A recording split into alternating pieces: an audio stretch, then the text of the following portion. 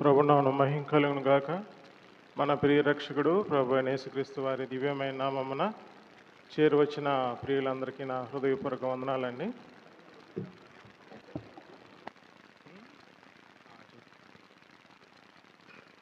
దేవుడు మహాకృపను బట్టి మనల్ని ఎంతగానో ప్రేమించి దినదినము మన యొక్క ఆయుష్కాలాన్ని పొడిగిస్తూ ఆయన సన్నిధానంలో నిలిచి జీవించే భాగ్యాన్ని, ఆరాధించే కృపను మనకు దేవుడు అనుగ్రహిస్తున్నాడు. అందును బట్టి దేవునికి స్తోత్రములు. మనము ప్రతి గత నెలల నుంచి ఫిలిప్పీలు రాసిన పత్రికలో ప్రభు శ్రేష్టమైన సంగతులు, సంఘానికి అవసరమైన సంగతులు దేవుడు వినిపిస్తుండగా మనం విని మేలులు పొంది ఆ ప్రకారంగా జీవించే వారమై ఉంటున్నాం. ఈ ఉదయకాల సమయంలో మరికొన్ని సంగతులు దేవుడు కృపను బట్టి మనం పొందుకుందాం. ప్రియులారా, అపోస్తుడైన పౌలు రోమీయులకు రాసిన పత్రిక 8వ అధ్యాయము 1 నుంచి 11 వచనాలు బైబిల్ ఉన్న వారందరూ తీయవలసిందిగా మనం చేస్తున్నాం. రోమీయులు రాసిన పత్రిక 8వ అధ్యాయం 1 నుంచి 11 వచనాలు ఉత్తర ప్రత్యుత్తరాల రీతిలో మనం చదువుకుందాం. ప్రియులారా, మొదటి వచనం నేను చదువుతాను, రెండవ వచనం మీరు చదవండి. ఆ రీతిగా 11 వచనాలు మనం చదువుకుందాం. కాబట్టి ఇప్పుడు క్రీస్తు యేసునందు వారికి ఏ శిక్షా విధి లేదు.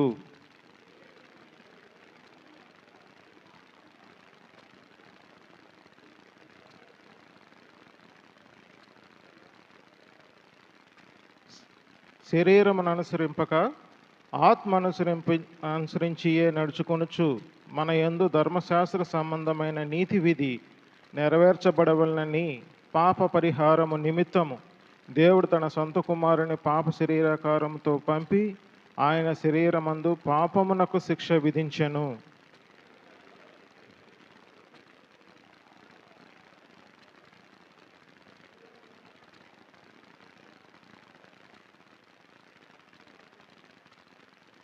ఆత్మానుసారమైన మనస్సు జీవము సమాధానమై ఉన్నది.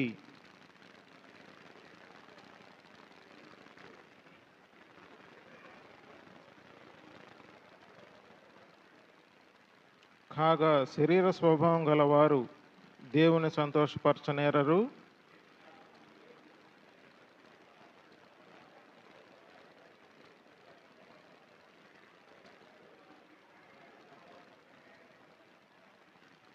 క్రీస్తు మీలో నున్న మీ శరీరం పాప విషయమై మృతమైనది కానీ మీ ఆత్మ నీతి విషయమై జీవం కలిగి ఉన్నది.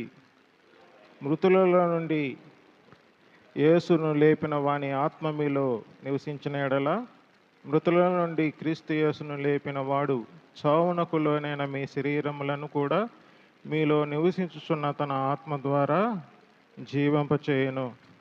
దేవుడు తన వాక్యాన్ని దీవించును గాక. వాక్య సహాయార్థం ప్రార్థన చేసుకుందాం. మనందరూ తలలు వంచి ప్రార్థనలో ఏకీభించవలసిందిగా మనం చేస్తున్నాం. కృపా సత్య సంపూర్ణుడా, నా ప్రియపరలోపు తండ్రి, జీవం గలనైనా జీవాధిపతి యేసుక్రీస్తు నీ ఘనమైన నామములకు బంగారు పాదములకు వేలాది స్తుతులు స్తోత్రములైనా గడిచిన కాలంతో కాచి రక్షించి మరొక దినం పరిశుద్ధ దినాన్ని మా సన్నిధానంలో నిలిపి ప్రభువా, నాయన నీ యొక్క సన్నిధి కాంతిలో నిలిచి నీ ముఖం వైపు తిరిగి నాయన మరి మా యొక్క జీవితాలను, మా యొక్క మరి ప్రతి పరిస్థితిని నీ అందు పాదాల దగ్గర పెట్టి నేను ఆత్మతో సత్యంతో ఆరాధించే జీవితాన్ని మీరు మాకు అనుగ్రహించిన విధానానికై స్తోత్రములు తండ్రి. తిరిగి ప్రభువా, మా యొక్క జీవితము విశ్వాస మూలమగు జీవితంలో ముందుకు సాగే ఆ గొప్ప కృపను మాకు అనుగ్రహిస్తూ నీ యొక్క సన్నిధి కాంతిలో నీ యొక్క మాటలు వినే ధన్యతను మాకు నాయన మరి అనుగ్రహిస్తున్న విధానం బట్టి స్తోత్రములు. చేరువచ్చిన ప్రతి బిడ్డను మీరు జ్ఞాపకం చేసుకునండి, దీవించండి, ఆశీర్వదించండి. వారికి కలిగిన ప్రతి పరిస్థితిలో నాయన మరి వారికి విడుదల విమోచన అనుగ్రహించి సమాధానముతో నాయన యొక్క జీవితాన్ని అనుభవించలాగా మీరు కృప చూపించండి. ప్రార్థన చేసిన సహనాన్ని బట్టి నాయన మరి మీరు ద్వారాలు తెరిచే బిడ్డకు స్వస్థతనిచ్చారు, సంపూర్ణ స్వస్థతనివ్వండి. యవనస్తురాలు ఉంటుండగా నీ ప్రియబిడ్డ నాయన మరి చక్కటి ఆరోగ్యంతో నాయన మరి కుటుంబానికి నీకు ఉపయోగపడే బిడ్డగా సంతోషంతో నాయన కుటుంబం ఆనందించలాగా బిడ్డకి మీరు స్వస్థతను అనుగ్రహించమని వేడుకుంటున్నాం. తిరిగి ప్రభువా నాగమణి ఆంటీ గారి విషయంలో కూడా మీరు తోడుగుండి సహాయం చేయండి. ఆ బిడ్డకు కలిగిన బలహీనత నుంచి విడుదల దయచేయండి. ఇంకా ఎందరైతే ప్రభువా మరి సంఘములో నాయన మరి నీ యొక్క బిడ్డలుగా ఉంటూ నీ యొక్క ప్రియులుగా ఉంటూ శరీర బలహీనతలు కలిగి ఉన్నారో వారందరిని బట్టి నాయన ప్రార్థన చేస్తుండగా నీవు పొందిన దెబ్బల చేత స్వస్థత కలుగునని వాగ్దానం మేము పుచ్చుకొని వాగ్దానం ఎత్తుపట్టి నాయన మరి నీ సన్నిధానం ప్రార్థన చేస్తుండగా శరీర బలహీనతలను తుడిచివేయమని మీరే మహిమ ఘనత ప్రభావం పొందమని వేడుకొనుచున్నాం. తిరిగి నీ దాసుడు వట్టివాడు ఎన్నికలేని వాడిని నాయన మీరు నిలబెట్టుకొని మీరే వర్తమాన వాక్యాన్ని అందిస్తున్నారు. అందరూ బట్టి నీ స్తోత్రములు. ఆత్మ సంచారంతో ఆత్మ నడిపింపుతో వర్తమాన వాక్యాన్ని మీరే అందించమని మీరే మహిమ ఘనత ప్రభావం పొందమని ప్రభునేసుక్రీస్తు నామమున వేడి ప్రార్థన చేయుచున్నాం తండ్రి. ఆమేన్. మంచిది ప్రియులారా, సమయం 11:12 అయింది. త్వరగానే విడిచి వెళ్దాం. ఈ రోమీలు రాసిన పత్రిక అపోస్తుడైన పౌలు చాలా చక్కగా ఒక విశ్వాస జీవితానికి ప్రాథమికమైన సంగతుల్ని కూలంకషంగా వివరిస్తూ తాను యొక్క అనుభవాన్ని క్రోడీకరిస్తూ క్రీస్తు యేసు మనకు దయచేసిన జీవితాన్ని ఈ యొక్క పత్రికలో పొందుపరిచాడు. ప్రియులారా, మనము విశ్వాస యొక్క జీవితంలో ముందుకు సాగాలంటే ఏ రీతిగా సాగాలో ఈ అధ్యాయం చాలా స్పష్టంగా మనకు వివరిస్తుంది. ఈ రోమీలు రాసిన పత్రిక 8వ అధ్యాయాన్ని నేను ఎందుకు ఆరంభించాల్సి వచ్చిందంటే 8వ అధ్యాయం 8 అనంటే దేవుడు హెబ్రియల్ ఆల్ఫాబెట్స్లో 8వ అక్షరం హేత్గా ఉంది. ప్రియులారా, ఏమంది? హేత్ అని అంటే దానికి ఒక గూఢార్థం ఖచ్చితంగా ఉంది. దేవుడు మానవునికి భాష ఇచ్చింది మనం ఏ రీతిగా జీవించడానికి. భాష లేకుండా కూడా జీవించలేమా? ఖచ్చితంగా జీవించవచ్చు ప్రియులారా. కానీ దేవుడు మానవునికి భాష ఇచ్చింది మొట్టమొదట ఆయన్ని స్తుతించడానికి, తర్వాత వినిన సంగతులను బట్టి మనం జీవించి ఆ రీతిగా పలకడానికి. ఎందుకంటే జీవితం అనేది పలికే విషయంలోనే ఉంది ప్రియులారా. మనకి ఏదైతే అనుగ్రహింపబడిన జీవితం అది పరలోక సంబంధమైనదై ఉంటుందో ఆ జీవితం అది పలుకుట ద్వారానే కలుగుతుంది. పలుకుట ఎలా కలుగుతుందంటే విశ్వాసం ద్వారా కలుగుతుంది ప్రియులారా. విశ్వాసం ద్వారా వినిన సంగతుల్ని మనం పలుకుట ద్వారానే కలుగుతుంది. మరి మీరు ఎంతమంది అలాగ అభ్యాసం చేస్తూ జీవిస్తున్నారో నాకైతే తెలియదు. కానీ మీరు మీ యొక్క జీవితం పట్ల ఒక గ్రహింపు కలిగి నిరీక్షణ కలిగి ఆ సంతోషంతో సమాధానంతో ముందుకు సాగాలంటే ఖచ్చితంగా దేవుడు అనుగ్రహించు మాట చొప్పున మనం పలికి జీవించాలి ప్రియులారా. కాబట్టి ఈ 8 అంటే హేత్ అంటే కీర్తనల గ్రంథం 119వ అధ్యాయం తీయండి ఒకసారి. కీర్తనల గ్రంథం 119వ అధ్యాయం 57వ వచనం చదువుతారా? కీర్తనల గ్రంథము 119వ అధ్యాయం 57వ చరణం. యెహోవా నీవే నా భాగము, నీ వాక్యములను అనుసరించి నడుచుకుందునని నేను నిశ్చయించుకొని ఉన్నాను. 57 పైన ఏమని రాసిందండి? హేత్ అని ఉంది. హేత్ అని అంటే హేత్ అనేది హిబ్రూ భాషలో డిస్క్రైబ్ ఏ రీతిగా చేస్తున్నారని అంటే a person rushing to God with their heart ప్రియులారా. అంటే ఒక వ్యక్తి పూర్ణ హృదయంతో దేవుని యొద్ద పరిగెత్తి రావడం ప్రియులారా. 64వ వచనం మనం గమనించినట్లయితే యెహోవా భూమిని నీ కృపతో నిండి ఉన్నది, నీ కట్టడలను నాకు బోధింపుము అంటున్నాడు. అదే రీతిగా 58వ వచనంలో కటాక్షముంచుమని నా పూర్ణ హృదయంతో నిన్ను బతిమాలుకొనుచున్నాను అంటున్నాడు. అంటే ఈ రీతిగా హేత్ అని అంటే ఆ భాగమంతా ఒక వ్యక్తి పూర్ణ హృదయంతో దేవుని సన్నిధానంలో పరిగెత్తి రావడం అని అంటే అతను జీవించే విధానమే. ఏ రీతిగా దేవుడు అతనికి ఒక భాగం అనేది నిర్ణయించాడో అది దేవుని వాక్యం మూలముగానే ఉంది ప్రియులారా. మనం వాక్యాన్ని సరిగా విని అనుసరించి నడవకపోతే కింద చూడండి ఒకసారి 67వ వచనం చూడండి.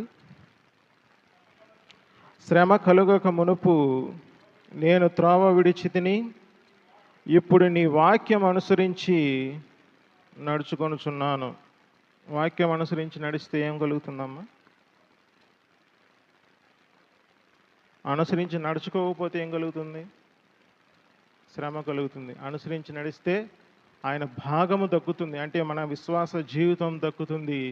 శ్రమ కలుగుతుందనంటే మనం ఆయన యొక్క భాగాన్ని మనం ఏం చేస్తున్నామనంటే అనుభవించలేకపోతున్నాం ప్రియులారా. లేవీకాండం 8వ అధ్యాయంలో మనం గమనించినట్లయితే అహరోను కుమారులకి అహరోనికి దేవుడు ఒక కట్టడి విధించాడు. వాళ్ళని యాజకులుగా, లేవీయులను యాజకులుగా ఏర్పాటు చేసుకున్నాడు. ఆ క్రమంలోనే వారికి దేవుడు ప్రశస్త వస్త్రాలని, శిరస్త్రాణాన్ని, పూర్తిగా యాజకుడికి సంబంధించిన ప్రతి ఒక్క వస్త్రధారణని అనుగ్రహిస్తూ వారికి దేవుడు ప్రాయశ్చిత్త బలి చేసిన తర్వాత వారికి అనుగ్రహింపబడే ఏదైతే ఆ దహన బలి ద్రవ్యం కావచ్చు, లేకపోతే ఆ బలి ద్రవ్యమైన పశువులో ఒక ప్రత్యేకమైన పోర్షన్, అంటే భాగము ప్రియులారా. అదే ఏమంటున్నాడంటే కుడి జబ్బ, లేకపోతే అల్లాడించు బోర.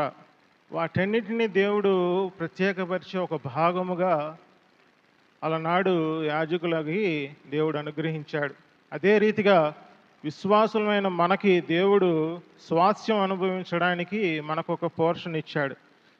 అదే మనం అల్లాడించు బోర అనుకోవచ్చు, లేకపోతే కుడి జబ్బు అనుకోవచ్చు. దేవుడు మనకు అనుగ్రహించిన ప్రత్యేకమైన పోర్షన్ ఏంటంటే, దేవుని భాగం ఏంటంటే అది జీవితం ప్రియులారా. ఆ జీవితాన్ని మానవుడు ఏ రీతిగా వెతుకుతున్నాడు? ఈ 8వ అధ్యాయాన్ని నేను అంత విపులంగా చెప్పవలసిన ఆవశ్యకత ఎందుకు ఉందనంటే, దేవుడు ఈ 8వ అధ్యాయం పట్ల ఒక విశ్వాసి ఏ రీతిగా టర్న్ అవుతాడో ఉంది. ఇప్పుడు యవనస్తుల గురించి మనం మాట్లాడుకుంటుంటే, యవనస్తులు ఇంటర్మీడియట్కి ఏ రీతిగా మనం అటు ఇటు దానికి భాగమని చెప్తామో, అదే రీతిగా రోమియోలు రాసిన పత్రిక 8వ అధ్యాయము ఒక విశ్వాసి జీవితానికి ఒక మీడియేట్ అయినది ప్రియులారా. విశ్వాసి జీవించాలనంటే 2 విధాలుగా జీవించగలడు. అది తాను అనుసరించే విధానం చొప్పున, అంటే శరీరాన్ని అనుసరించి, లేకపోతే దేవుడు అనుగ్రహించే ఆత్మను అనుసరించి జీవించాలి. ఈ రెండిటి కాకుండా జీవించే విధానంలో లేనివాడు అవిశ్వాసిగా ఉంటాడు. అవిశ్వాసిగా కూడా ఏ రీతిగా ఉంటాడో అది 7వ అధ్యాయం మొత్తం చెప్పాడు. ఒక అవిశ్వాసిలోనున్న జరగవలసిన ప్రతి పరిస్థితి కూడా 7వ అధ్యాయం చెప్తుంది ప్రియులారా. మీరు రోమియోలు రాసిన పత్రిక ఎంతమంది చదివారో నాకు తెలియదు, నేను గత కాలంలో కూడా బాగా చెప్పాను. మీరు తరచి చదవండి, మీకు ఖచ్చితంగా దేవుడు ఆ వాక్య ప్రత్యక్షతను అనుగ్రహిస్తాడు. మీరు లేఖనాలను అనుసరించి చదవటంలో దేవుడు యొక్క పాటు అనేది మనం గ్రహించి చదివితే అర్థమవుతుంది ప్రియులారా. అలా కాకుండా చదివే వాళ్ళు కూడా ఉంటారు. నేను ఒక 10 రోజులను ముగించాననే వాళ్ళు ఉంటారు. నేను సంవత్సరానికి 3 సార్లు చదివానని ఉంటారు. అలా చదివి ఆశీర్వాదంతో విశ్వాసం మూలము జీవితంలో ముందుకు సాగితే దేవుని కృప విషయమైన ఏర్పాట్లో ఉన్న బిడ్డలే అవుతారు. అలా కాకుండా నేను చదివితే నాకు ఇది కలుగుతుంది అని చాలామంది అనుకుంటూ ఉంటారు. ఈ లోకంలో మతాలు కూడా ఎన్నో ఉన్నాయి ప్రియులారా. ఆ మతాల్లో కూడా నేను ఇది చేస్తే నాకు ఇది కలుగుతుందనే నియమముతో ఉంటారు వాళ్ళు. ఆ రీతిగా వెతకడం వల్ల, జీవించడం వల్ల మనము ఆ జీవితం ఏదైతే దేవుడు మనకు అనుగ్రహించిన యెహోవా ఇచ్చే భాగము అది మనకు కలగదు. మనము ఆ భాగాన్ని, లేకపోతే ఆ జీవితాన్ని మనం పొందుకోవాలంటే ఖచ్చితంగా అది పరలోకం నుంచి వచ్చే దివ్య మహిమ నుండి వచ్చే శబ్దమని పేతురు రాసిన 1వ పత్రికలో చెప్తున్నాడు ప్రియులారా. మరి ఆ భాగాన్ని మనము పొందుకోవాలంటే ఖచ్చితంగా ఏం చేయాలండి? ఏం చేయాలి చెప్పండి యవనస్తులు? దేవుని లేఖనాలని మనం పరిశీలించాలి. మరి పరిశీలించినప్పుడు ఆ భాగాన్ని మనం పొందుకోగలం. దేవుడు అనుగ్రహించే జీవితం అది ఏ జీవితం అయి ఉంటున్నాడు? రండి ధ్యానిద్దాం. మొదటి వచనం చదవండి ఒకసారి.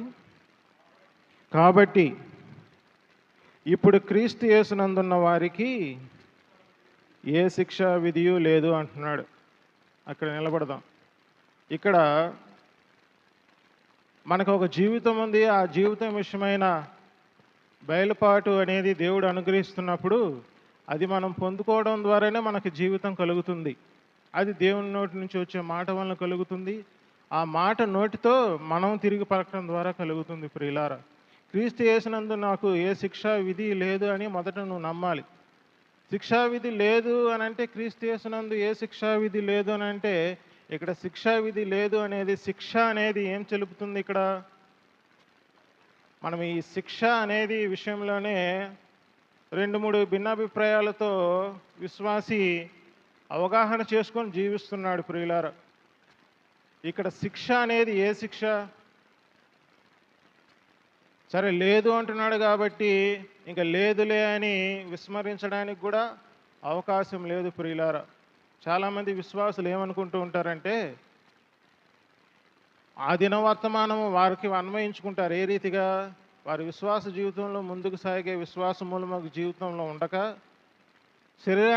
శరీరాన్ని అనుసరిస్తే శరీరానుసారంగా జీవించే తరుణంలో ఇప్పుడు క్రీస్తు యేసునందున్న వారికి ఏ శిక్షా విధి లేదు అని వాగ్దానంతో ఉపదేశకుడు లేకపోతే గృహ నిర్వాహకుడు వాక్యాన్ని చెబుతూ ఉన్నప్పుడు ఆయన నాకు శిక్షా విధి ఏం లేదు కాబట్టి నేనేం చేసినా పర్వాలేదు అని జీవిస్తూ ఇతరులను, లేకపోతే సేవకుల ముందో లేకపోతే గృహ నిర్వాహకుల ముందో ఇలా జీవిస్తున్నప్పుడు ఖచ్చితంగా వాళ్ళకి కోపం వస్తుందా రాదా?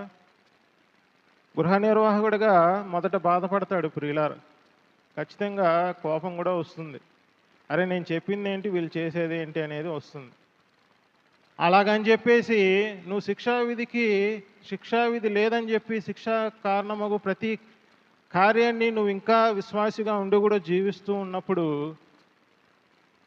నువ్వు అసలు మారు మనసు పొందలేదేమో, అది సరిగా చూసుకో అనే వాక్యం ద్వారా, లేకపోతే నువ్వు ఇంత చేసినా కూడా దేవుడు ఎలా క్షమిస్తాడు, మేము ఇంత పర్ఫెక్ట్గా ఉంటుంటే దేవుడిని అలా ఎలా విడిచిపెడతాడనే అవగాహన లోపము, ఈ 2 పద్ధతులు మానవుణ్ణి లేకపోతే విశ్వాసిని వెంటాడుతూ ఉంటాయి.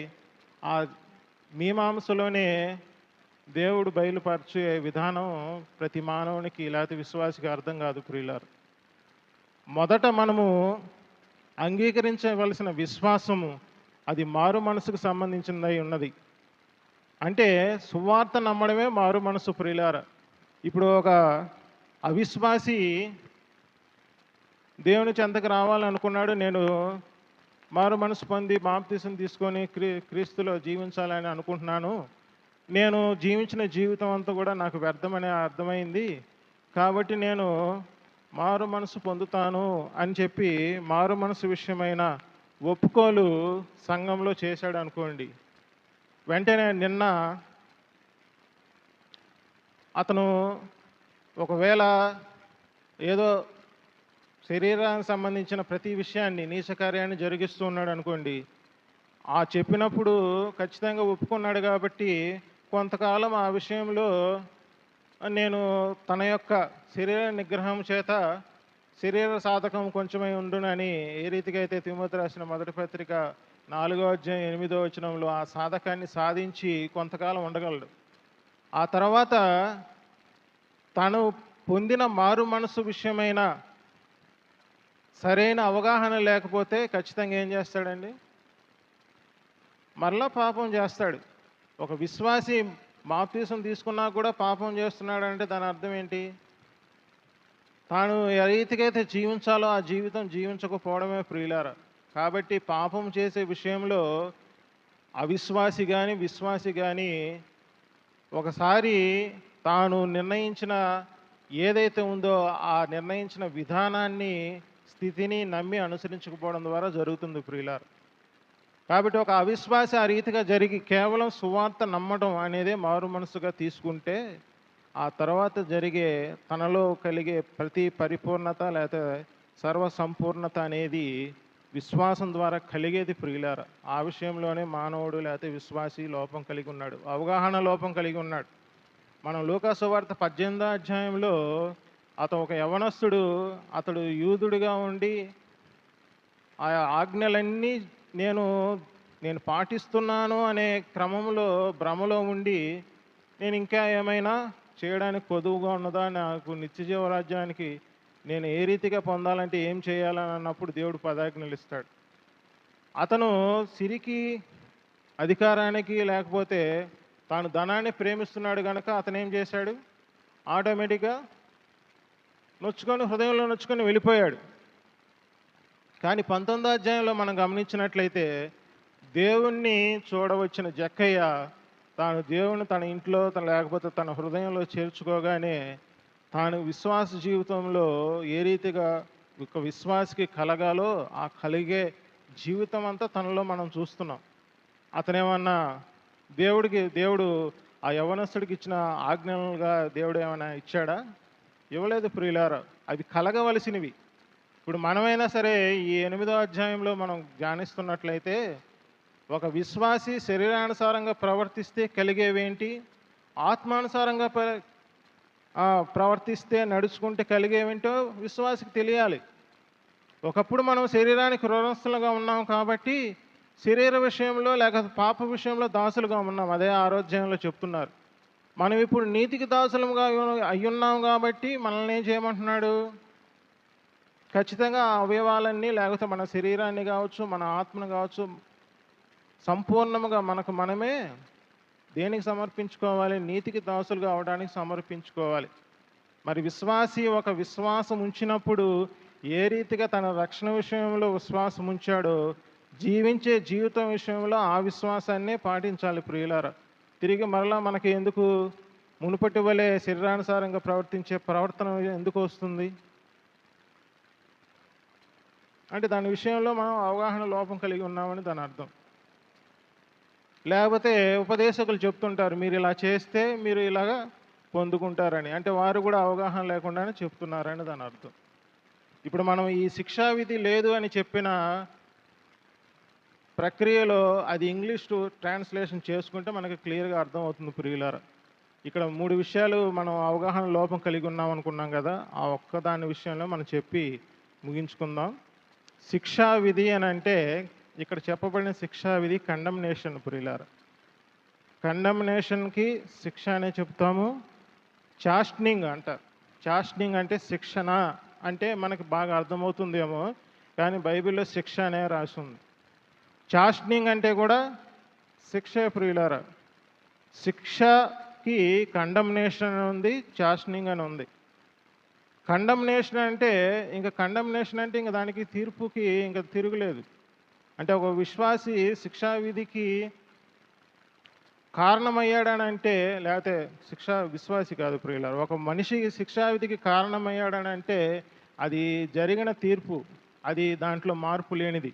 అది మనం యోహాను సువార్త 3వ అధ్యాయం 15వ వచనం నుంచి మనం గమనించగలం. లోకముకు కలిగిన తీర్పు శిక్ష ప్రియులారా. ఎందుకంటే వాళ్ళు ఏ రీతిగా ఉండి ఏ రీతిగా మరణిస్తున్నారో చాలా స్పష్టంగా యోహాను సువార్త 8వ అధ్యాయం 24వ వచనంలో చెప్తాడు మన ప్రభువైన యేసుక్రీస్తు వారు. చూడండి ఒకసారి 8వ అధ్యాయం 24వ వచనం యోహాను సువార్త. యోహాను సువార్త 8వ అధ్యాయం 24వ వచనం చదువుతారు. కాగా మీరు పాపంలోనే ఉండి మీరు చనిపోవుదురని నేను ఆయననని మీరు విశ్వసించని ఎడల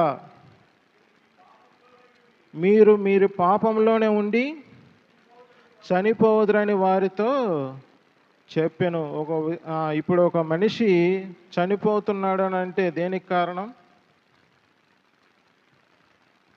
పాపం ప్రియులారా. అంటే మనము ఆయన యందు విశ్వాసం ఉంచకపోతే, నేనే ఆయనంటే నేనే దేవుని నీతినని విశ్వాసం ఉంచకపోతే, నేనే విడుదల విమోచన కలగజేసేవాడిని లేకపోతే పాపం నుంచి విమోచించేవాడినని విశ్వాసం ఉంచకపోతే మీరు మీ పాపంలో నుండి చనిపోతారు. కాబట్టి ఇంకా తీర్పు కంపల్సరీ. విశ్వాసం ఉంచిన వాడికే ఆ తీర్పు నుంచి విడుదల ప్రియులారా. అంటే ఆ మరణం నుంచి విడుదల, ఆ శిక్ష నుంచి. ఇక్కడ శిక్ష కూడా ఏం చెప్తుందనంటే కండమ్నేషనే. పాపమునకు వచ్చు జీతం మరణం అంటే అక్కడ కూడా కండమ్నేషనే ప్రియులారా. అంటే పాపం వల్ల మరణం కలిగింది ఒక అవిధేయత ద్వారా. అంటే ప్రతి మానవుడు కూడా పుడుతూనే మరణంతోనే పుడుతున్నాడు. ఆ విషయాన్ని మనం గమనించుకోవాలి. ఈ విషయాల్లో మనం కలవరాలు చెందుతూ ఉంటే మన విశ్వాస జీవితం మనకి బయలుపరచబడదు.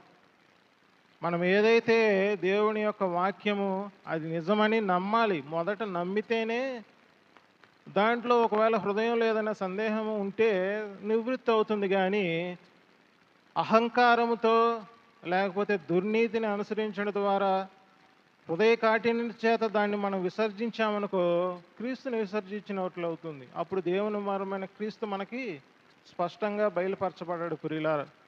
కాబట్టి అది కలిగిన శిక్ష అక్కడ కూడా శిక్ష చెప్తున్నాడు. అంటే మరణము శిక్షణకి పాత్రమైంది ఖచ్చితంగా. ఆ శిక్ష ఏంటంటే దేవుడు పాపానికి శిక్ష విధించాలని చెప్పి శిక్ష విధించాడు. ఇప్పుడు మనం చదువుకున్న 5వ వచనంలో చెప్పినట్లు. కానీ మానవుడు ఏమనుకుంటున్నాడు? నన్ను శిక్షించాలి, దేవుడు నన్ను శిక్షిస్తాడేమో, ఆ శిక్ష లేదని హృదయంలో అనుకుంటూ ఉంటాడు. అలా అనుకుంటూనే మోసం చేసుకుంటూనే మనం భ్రమపరిచే ఆత్మచేత భ్రమపడుతూనే ఉంటాం ప్రియులారా. ఈ శిక్ష అనేది దేవుడు రెండవ మరణం గురించి చెప్తున్నాడు. ఒక విశ్వాసి క్రీస్తు యేసునందు విశ్వాసం ఉంచడం ద్వారా రెండవ మరణం తప్పించుకుంటాడు. ఈ రెండవ మరణాన్ని మరలా ఈ శిక్ష క్రీస్తు యేసు నందు ఉండడం ద్వారా శిక్షా విధి లేదు అంటున్నాడు. క్రీస్తు యేసు నందు ఉండడం ముఖ్యం అని మనం ఒకవేళ అలా ధ్యానించినట్లయితే అదే కరెక్ట్ అని అనుకుందాం. ఈ శిక్ష కండమ్నేషన్ కదా. మరి కండమ్నేషన్ అన్నప్పుడు అది శాశ్వత మరణం. ఆ శాశ్వత మరణం నుంచి తీసివేయడానికి నువ్వు నేనేం చేయగలం చెప్పండి?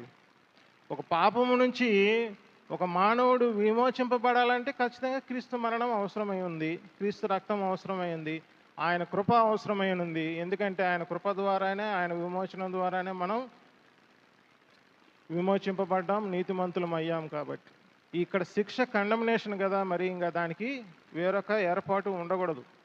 ఏర్పాటు ఉంది అని అంటే ఖచ్చితంగా క్రీస్తు మరణం ద్వారా. ఎందుకంటే మనం చేసుకునేది కాదని స్పష్టమైంది. మరి అది మరలా మనం పోగొట్టుకున్నామని అంటే నీ చేతుల్లో ఉంటే, నీ చేతుల్లోనే నీ మరణము, నీ యొక్క జీవము ఉంటే ఆ పక్షంగా క్రీస్తు చనిపోవడం ఎందుకని చెప్పి అంటున్నాడు కదా గలతీయులకు రాసిన పత్రిక 3వ అధ్యాయం 21వ వచనంలో. కాబట్టి ఈ శిక్ష అనేది ఏ రీతిగా కలిగింది, ఏ రీతిగా దేవుడు మనల్ని విమోచించాడు, శిక్షావిధి లేకుండా చేశాడు అనేది ఒక పుణ్యకార్యం ద్వారానే జరిగింది ప్రియులారా. ఆ పుణ్యకార్యము నువ్వు మార్చేది కాదు, నేను మార్చేది కాదు. మరి అలాగని చెప్పి నేను శిక్షావిధి లేదు కనుక మన ఇష్టం వచ్చినట్టు ప్రవర్తించినట్లయితే ఎలాగా? అదే 2వ అధ్యాయం నుంచి 39వ వచనం వరకు దేవుడు మనకి ఇచ్చిన జీవితం ప్రియులారా.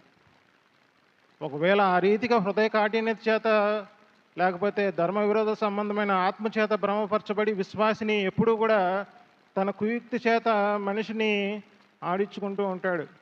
ఆ రీతిగా మనం భ్రమపరచకుండా ఉండడం కోసమే ఆ 2వ అధ్యాయం 2వ వచనం నుంచి 39 వచనాలు. ఇది 8వ అధ్యాయం నిరీక్షణతో ఆరంభించబడి 37వ వచనంలో అత్యధిక విజయంతో ముగించబడుతుంది ప్రియులారా ఈ అధ్యాయం. కాబట్టి ఈ అధ్యాయాన్ని బాగా మనం అర్థం చేసుకుంటే మనకు ఖచ్చితంగా సత్యం బోధపడుతుంది. సత్యాన్ని అనుసరించి నడిచే విధానము ఆత్మను అనుసరించి నడచడంలోనే ఉంది ప్రియులారా. కాబట్టి 2వ వచనం మరొకసారి చదువుకున్నాం చూడండి. 2వ వచనం చూడండి. 2వ వచనం 8వ అధ్యాయం 2వ వచనం అన్నా, క్రీస్తు యేసునందు జీవమునిచ్చు ఆత్మ యొక్క నియమము పాప మరణముల నియమం నుండి నన్ను విడిపించను. ఎట్లనగా ధర్మశాస్త్రము దేనిని చేయజాలకపోయెనో దాడిని దేవుడు చేశాను. ఇక్కడ ధర్మశాస్త్రం అంటే ఏ ధర్మశాస్త్రం? దేవుని వాక్యమైన ధర్మశాస్త్రమా, విధిరూపకమైన ఆజ్ఞగల ధర్మశాస్త్రమా ప్రియులారా?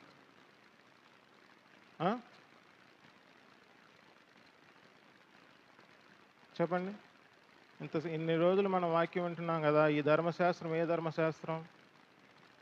దేవుడు నిబంధన మార్చాడు. విశ్వాస నిబంధన అంటే వాళ్ళు కోరుకున్నారు కదా, కోరుకున్న దాన్ని బట్టి దేవుడు ఇస్తూ ఉంటాడు. మన జీవితంలో కూడా అంతే. కోరుకున్నాం అనుకోండి, నువ్వు శ్రమలు కోరుకుంటున్నావా, శ్రమలు ఇస్తాడు దేవుడు.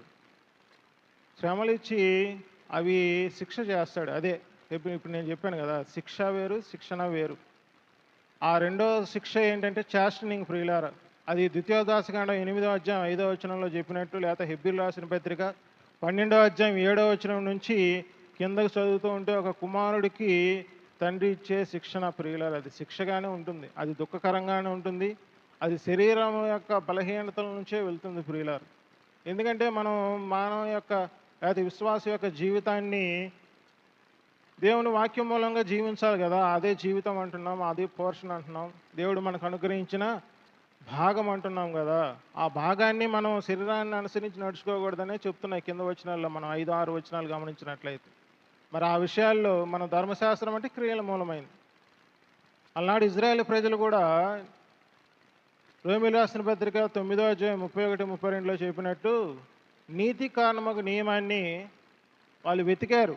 కానీ వాళ్ళు ఏ రీతిగా వెతికారని అంటే క్రియల మూలంగా వెతికారు, విశ్వాసం మూలంగా వెతకలేదు. కానీ దేవుడు అనుగ్రహించే నీతి ఎలా ఉంటుంది? విశ్వాస మూలమైన నీత, క్రియల మూలమైన నీత? ఖచ్చితంగా విశ్వాస మూలమైన నీతే ప్రియులారా. వాళ్ళు క్రియల మూలంగా వెతికారు, అదే ధర్మశాస్త్రం మూలంగా వెతికారు. ధర్మశాస్త్రం మూలంగా అంటే ధర్మశాస్త్రం ఏం చెప్తుంది? అది నేను నీతికారమైన నియమాన్ని నేను విడుదల చేయలేను బాబు, నేను పాపాన్ని విషయంలో పాపం ఎట్టితో తెలియపరుస్తాను, కానీ పాపం విషయంలో విముక్తిన విడుదల నేను చేయలేను అని చెప్తుంది ప్రియులారా. కాబట్టి దేవుడు ప్రభువైన యేసుక్రీస్తు వారు దాన్ని మన పాప నియమం నుంచి మనం విడుదల చేశాడు. అంటే ఒక వ్యక్తికి లేకపోతే ఒక మనిషికి ఆత్మ, మనస్సు, శరీరం ఏ రీతిగా ఉంటుందో ఈ మూడిటి విషయంలో 2 నియమముల ప్రకారము మానవుడు జీవిస్తూ ఉంటాడు. ఎందుకంటే మానవుడు ఎవరు కూడా తప్పిదాలు చేయాలనే ఉద్దేశంతో ఉండడు కదా. ఎందుకంటే మానవుడు దేవుని స్వరూపి. ఖచ్చితంగా కొంతలో కొంతైనా ఖచ్చితంగా మానవుడు ఎంత పాపం ఉన్నప్పటికీ పాపాన్ని చేయాలని ఆశించడు ప్రియులారు. కానీ తనలో ఉన్న ఏదైతే నియమాలు ఉన్నాయి, 2 నియమాలు ఉన్నాయి. అదే చూడండి, రోమీయులకు రాసిన పత్రిక 7వ అధ్యాయం 22 నుంచి చదువుకుందామా.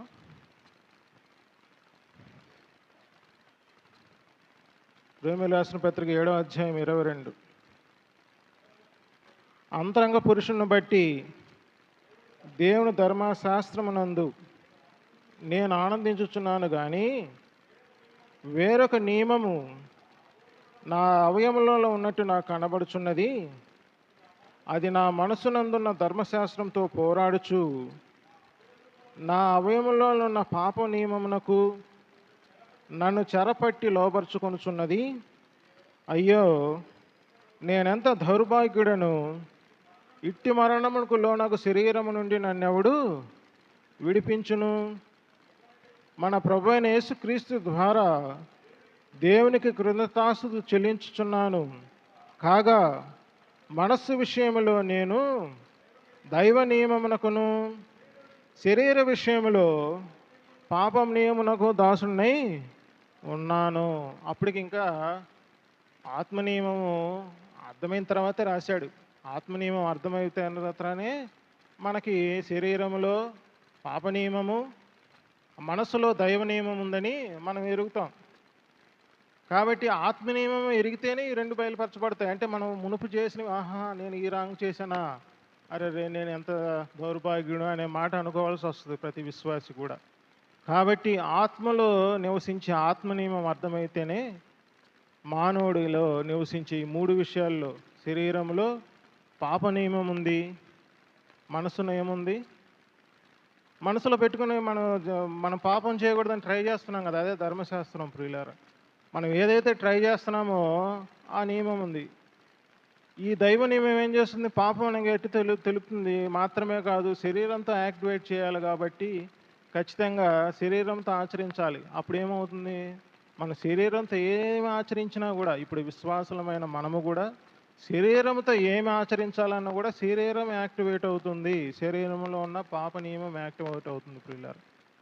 కాబట్టి ఆత్మ నియమాన్ని మనం అనుసరించాలి. ఆత్మ నియమాన్ని అనుసరిస్తే మనస్సులో మన మనస్సులో ఆత్మ నియమం అనుసరిస్తే శరీరంలో మేనిఫెస్ట్ అయ్యేవి శరీర కార్యాలు కాదు, ఆత్మను అనుసరించే కార్యాలు, ఆత్మ సంబంధమైన కార్యాలు ప్రియులారా. మన శరీరం ద్వారా మనసును యాక్టివేట్ చేయాలనుకున్నాం అనుకో, అప్పుడు దైవ నియమం యాక్టివేట్ అవుతుంది. దైవ నియమం మనల్ని విడిపించలేదు.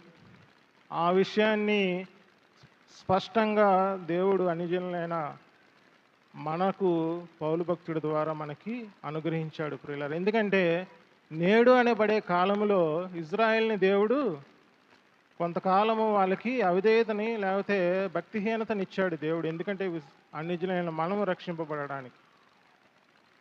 కాబట్టి వాళ్ళు అవిధేయత స్థితిలో ఉండిపోయారని చెప్పి వారు విధేయత స్థితిలోకి రారా అంటే వారందరూ దేవుడు మరలా మనం ఎప్పుడైతే సంఘం ఎత్తబడుతుందో వారి యొక్కకి మళ్ళా విమోచన స్టార్ట్ అవుతుంది ప్రియులారు. కాబట్టి నేడనే కాలంలో మనం జీవించవలసిన విధానాన్ని దేవుడు మనకు నేర్పిస్తున్నాడు. సంఘము ద్వారా వారికి కూడా నేర్పిస్తున్నాడు ప్రియులారు. కాబట్టి సంఘము ద్వారా ఏర్పాటు చేసిన సువార్త ఆ సంఘము ద్వారానే ప్రబలమై వారికి కూడా నీతికి కారణమైన నియమముగా వాళ్ళు అనుసరించే విధానాన్ని దేవుడు మన ముందుంచాడు, మన యందుంచాడు ప్రియులారా. కాబట్టి మనల్ని ఎంత దేవుడు ప్రేమించాడో చూడండి. కాబట్టి నీతికి కారణమైన నియమం అనేది అది స్వాతంత్రం ఇచ్చు సంపూర్ణ నియమం అని యాకోబు రాసిన పత్రికలో 1వ అధ్యాయం 25వ వచనంలో చెప్పాడు.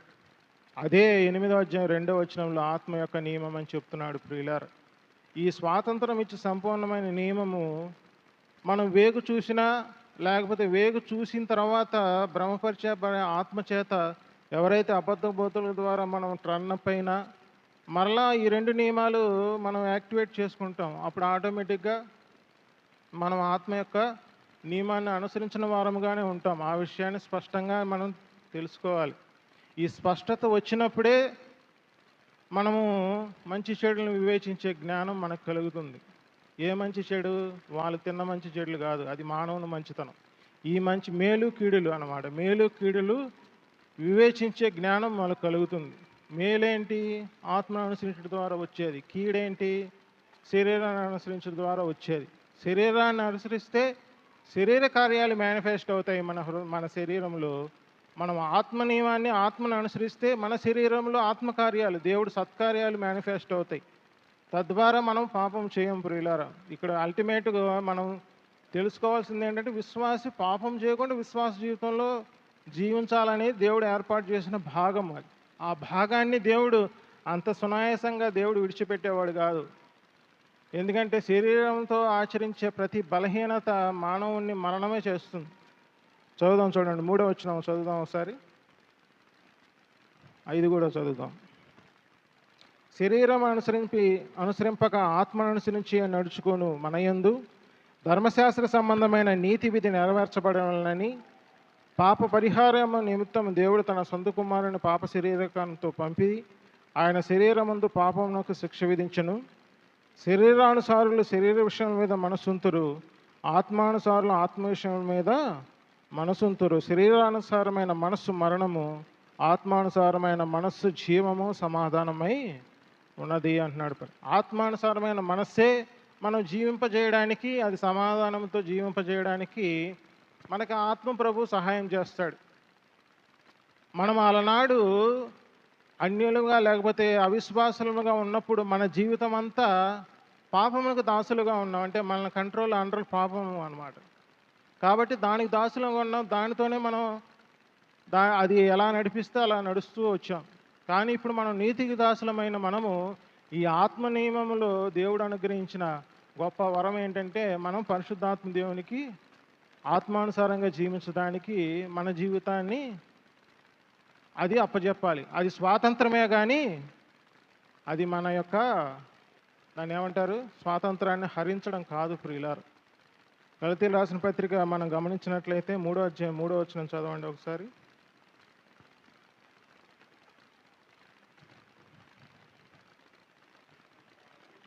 మీరెంత అవివేకులైతిరా, ఆ,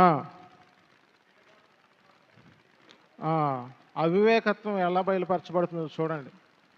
మనము ఆత్మానుసారంగా జీవించాల్సిన మనము శరీరానుసారంగా జీవిస్తే, శరీరానుసారంగా పరిపూర్ణం అవ్వాలని అనుకుంటే అది ఎంత అవివేకతనం అవుతుంది. మనం ఆత్మానుసారంగా జీవించడానికి ఆత్మానుసారంగా ప్రవర్తించాలి. మనం శరీరానుసారంగా పరిపూర్ణం అవ్వడానికి చూస్తున్నామంటే శరీరానుసారంగా ప్రవర్తిస్తున్న వారం అవుతాం ప్రియులారా. శరీరానుసారంగా ప్రవర్తించడం అంటే ఏంటంటే మరల ధర్మశాస్త్ర సంబంధమైన నీతి విధి నెరవేర్చాలని, క్రీస్తు దాన్ని నెరవేర్చాడని తెలియక మనం దాన్నే వెంబడిస్తున్నట్లు. అది జ్ఞానానుసారమైనది కాదు కదా. మరి ఇజ్రాయేల్ ప్రజలు ఆ రీతిగానే వెంటాడారు.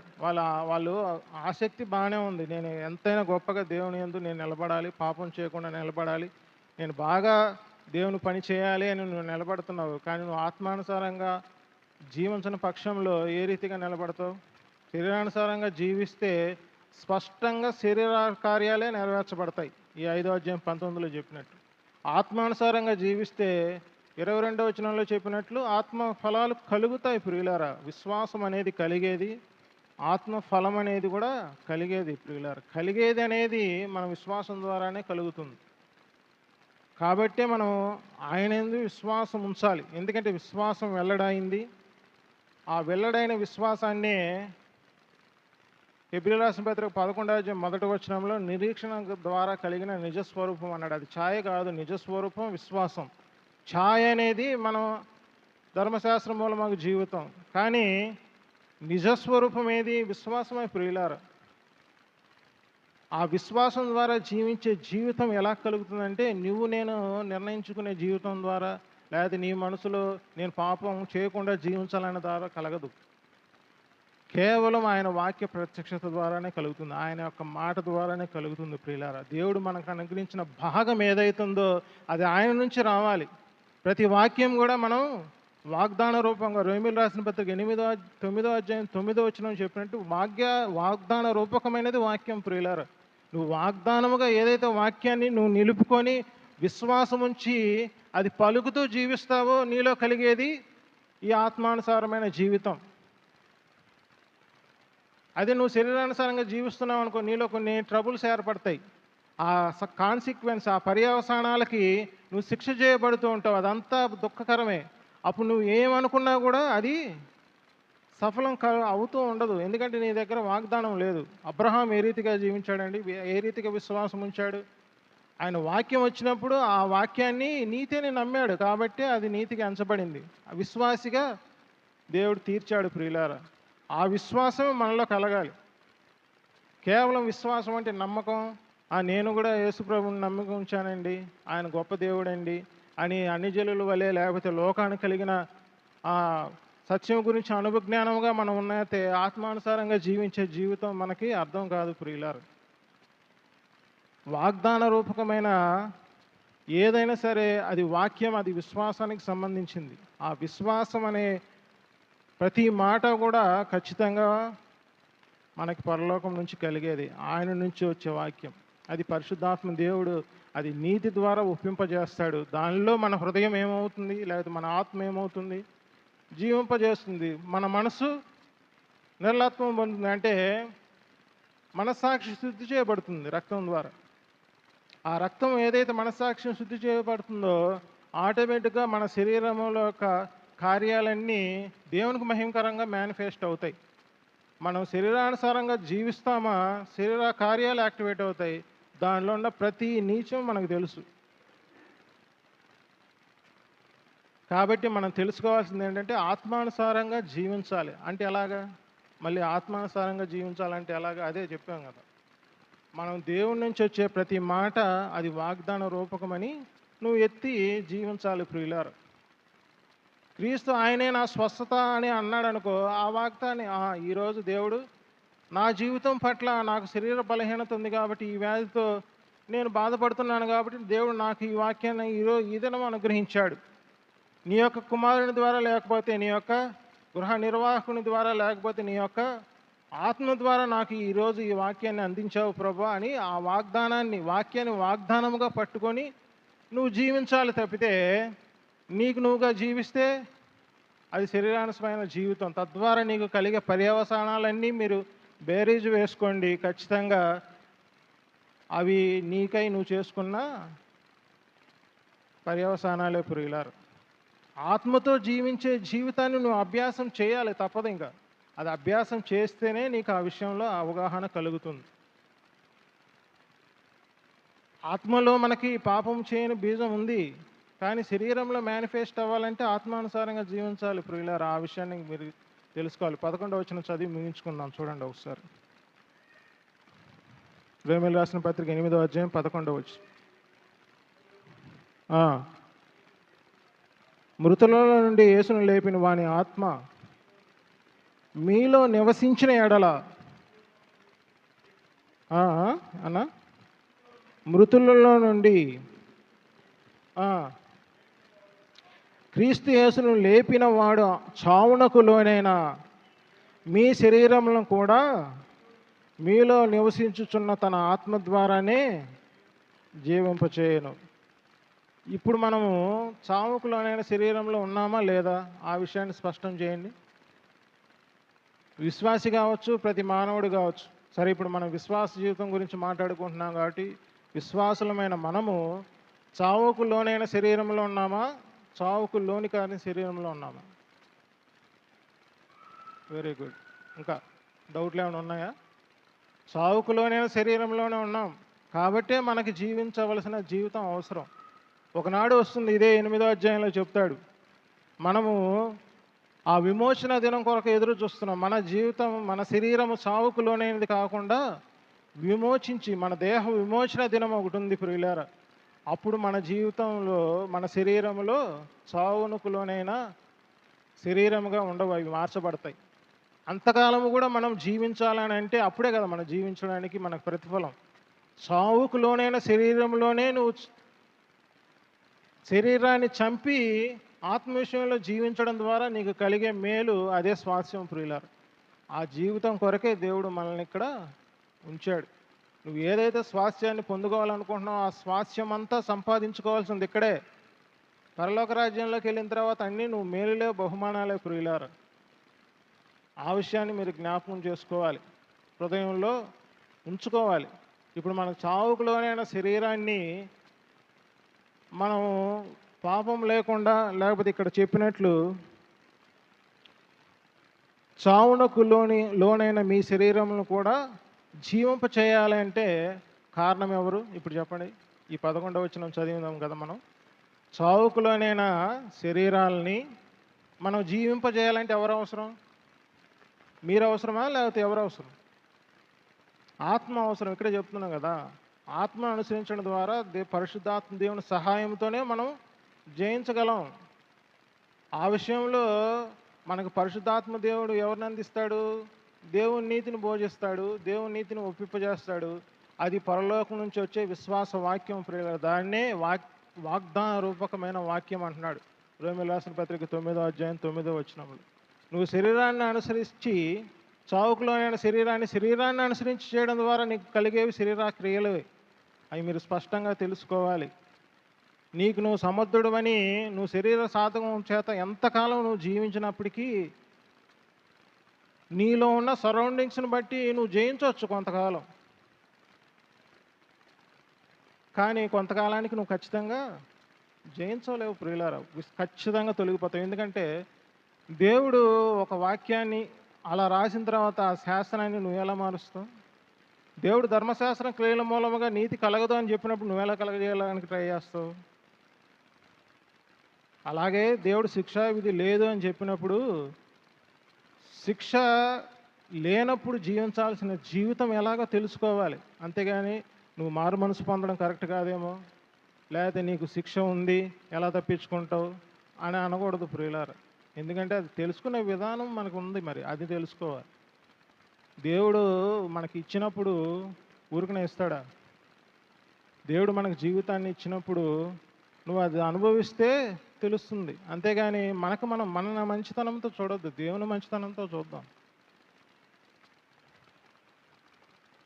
ఇప్పుడు నేను శరీరానితోనే ప్రవర్తిస్తూ నేను చాలా నిష్టగా ఉంటున్నానండి, ఉంటున్నా.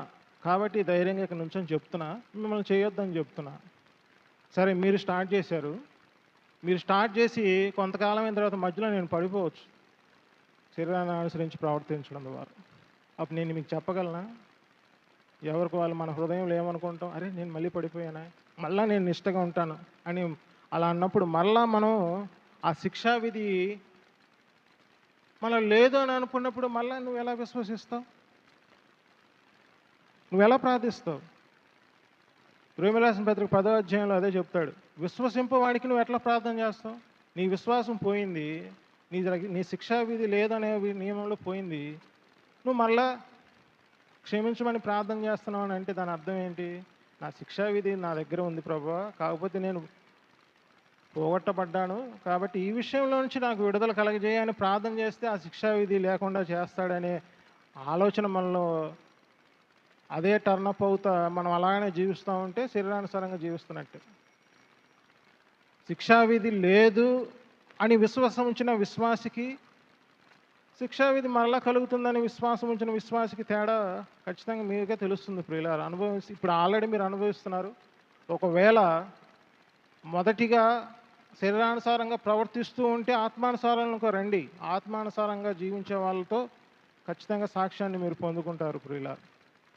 కాబట్టి ఆత్మానుసారంగా జీవిస్తున్న వాళ్ళు ఖచ్చితంగా ఆత్మానుసారంగా జీవిస్తూనే ఉంటారు వాళ్ళకి. ఎందుకంటే దేవుడు వాగ్దాన రూపకమైన వాక్యం వస్తుంది, ఆ వాగ్దానం బట్టి వాళ్ళు మరలా ఏం చేస్తారు, జీవింపజేస్తూ ఉంటారు. వాళ్ళ యొక్క విశ్వాసం అంతకంతగా అభివృద్ధి అవుతుంటుంది, దానిలో దేవుని శక్తి ఉంది. అదే సువార్త ప్రియులారు. సువార్త ద్వారా విశ్వాస గృహానికి చేరే ప్రతి విశ్వాసిలోనూ దేవుడు ఆత్మ ద్వారా జీవింపచేసే ఆత్మ యొక్క నియమాన్ని ఎప్పుడూ హృదయంలో పెడుతూనే ఉంటాడు. అది మన మనస్సు ద్వారా యాక్టివేట్ చేసుకుంటే మన జీవితంలో మేనిఫెస్ట్, అంటే మన శరీరంలో మేనిఫెస్ట్ అవుతాయి. అంటే మన శరీరంలో మేనిఫెస్ట్ అంటే ఏంటి? సాక్షాత్కరిస్తాయి ప్రియులారా.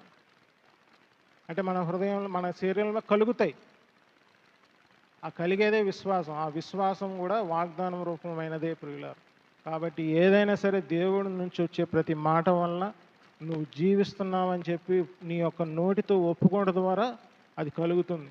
ఎందుకంటే మనం ప్రభువుగా నోటితో ఒప్పుకుంటేనే ఆత్మ ప్రభు మనకి వాగ్దానాలు ఇస్తాడు ప్రియులారా. మరి యొక్క వాగ్దానాలు తెస్తాడు, ఒక్క వాగ్దానంతో కాదు. మనం జీవించాలని అంటే మన నిరీక్షణ ఆయన యందు ఉంచాలంటే వాగ్దాన రూపమైన వాక్యాన్ని మనం గట్టిగా పట్టుకోవాలి.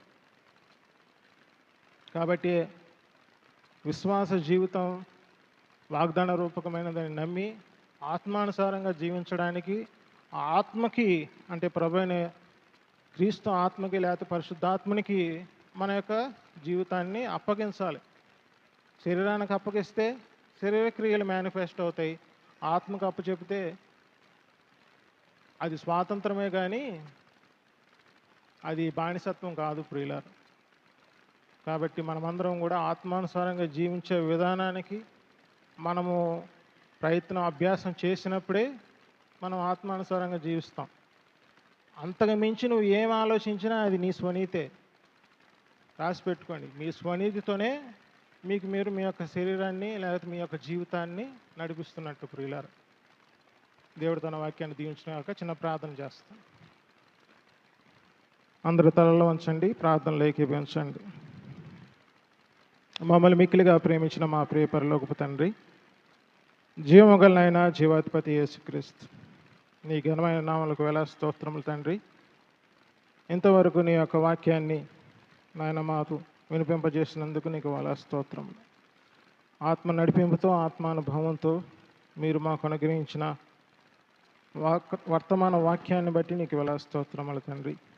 అవును ప్రభువా, అవివేకంతో ఆత్మతో ఆరంభించి శరీరంతో పరిపూర్ణమవ్వాలని మేము చేస్తున్న ఆ యొక్క తప్పిదాన్ని నాయన మాకు తెలియపరిచి జీవమునిచ్చు సంపూర్ణమైన ఆత్మ నియమానికి స్వాతంత్రం ఇచ్చు సంపూర్ణమైన నియమం అదే నీతికరమైన నియమమని, అట్టి నియమాన్ని మేము విశ్వాసం ద్వారానే దేవుడు అందించు వాక్య రూపముగా వాగ్దానంగా మేము పొందుకొని అది జీవిస్తూనే నాయన మరి మేము ఆత్మానుసారంగా జీవించగలవరమని, అట్టి ఆత్మీయ అనుభవాన్ని మాకు నేర్పించమని నాయన, మా దగ్గరికి వచ్చిన వాక్యము అది పైనుంచి వచ్చిందని, అది నోటి నుంచి పలికితేనే అది మాకు కలుగుతుందని నాయన, మరి విశ్వాస ధర్మాన్ని అలనాడు మోషేకి నేర్పారు. ఈ దినము పరిశుద్ధాత్మ ద్వారా సంఘానికి కూడా నేర్పిస్తున్నారు ప్రభువా. అటు ఆత్మానుసారమైన జీవితాన్ని, ఆత్మను అనుసరించే జీవితాన్ని మీరు మాకు అదొక పోర్షన్ అని, అది ప్రత్యేకించమైన ఆయన భాగమని మీరు మాకు తెలియపరిచారు. అలనాడు ఇజ్రాయేల్ ప్రజలకు ఏ రీతిగా అయితే రాజులైన యాజక సమూహంగా, రాజులైన యాజకులైన వారికి నాయన మరి అల్లాడించు బోరని, కుడి జబ్బని ఏ రీతిగా అయితే అందించారో, ఈనాడు నాయన మమ్మల్ని రాజులైన యాజక సమూహముగా చేసుకొని మాకు అనుగ్రహించే ఆ యొక్క గొప్ప భాగాన్ని మేము విశ్వాసం ద్వారా, ఆత్మను అనుసరించడం ద్వారా పొందుకొనటానికి మీరు కృప చూపించమని, మాలో ఉన్న ఏ శరీర బలహీనత కూడా నాయన విశ్రాంతిని అనుభవించే జీవితంలో నడిపిస్తున్న మమ్మలను, స్వాస్యములో అడుగుపెట్టి నడిపిస్తున్న మమ్మలను, శరీర క్రియలను చంపుడు ద్వారా అలనాడు ఆయన ఇజ్రాయేల్ ప్రజలకు ఏ రీతిగా అయితే నిర్గమాకాండం 17వ అధ్యాయంలో వారు రెఫీదులోకి చేరగానే అమాలేకులను నిర్మూలం చేయమని చెప్పారు.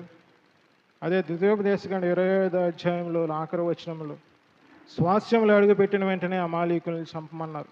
అవును తండ్రి, శరీర సంబంధమైన అన్ని జనులు నాయన వారు దయ్యములకు పాత్రులు, వారు మొలెకు దేవతను నాయన మరి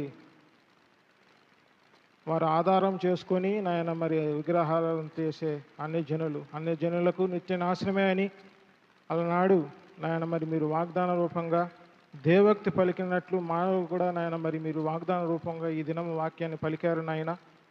అవును ప్రభు, మా యొక్క శరీరాన్ని నాయన మరి మేము చంపి చావునకు లోనైన శరీరాన్ని మేము జీవింపచే ఆత్మ ద్వారా మా యొక్క శరీరాలను జీవింప చేసుకునడానికి నాయన మీరు అందించిన వర్తమాన వాక్యానికే నీకు స్తోత్రాలు, కృతజ్ఞతాస్తుతులు చెల్లిస్తూ ఆ రీతిగా సంఘంలో నిలబెట్టబడిన ప్రతి బిడ్డకు నాయన మరి దయచేయమని, మీరే మహిమ ఘనత ప్రభావాలు పొందమని ప్రభువైన యేసుక్రీస్తు నామమున వేడి ప్రార్థన చేయుచున్నాం తండ్రి.